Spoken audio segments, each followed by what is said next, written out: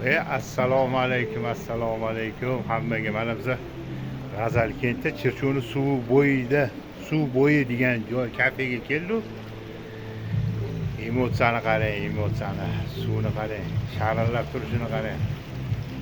Shundoq tapchanlar mana qilib qo'ygan ekan, tapchanlar. Xullas shundoq suv ifori yuzga uryapti, yuzga. Mazza va rohat.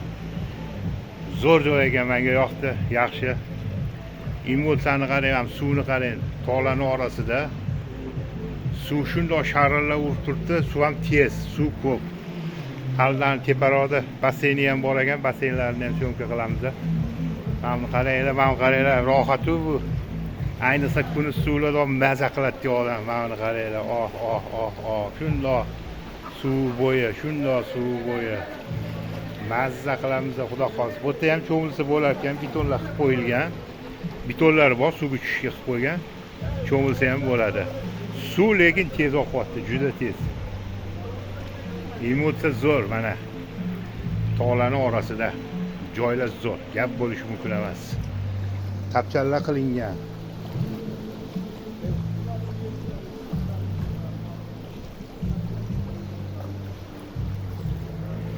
Rohat, rohat. Yoz deydi, o'tyapti juda soz. Qancha kam ko'p dam olsa inson, shuncha mehnatga layoqatli, kuchli bo'ladi. Jarayoni ham yaxshi bo'ladi. Charchadim, parchadim yo'q, mana suv bo'yida odam maza qiladi, xudo xolisa. Chirchiqni bo'yi. G'azalkent tepasida shundoq soy bo'yi degan joy ekan, yaxshi joylar ekan. Ko'rishguncha basseynlarni ham olamiz, basseynlarni ham maza qilamiz.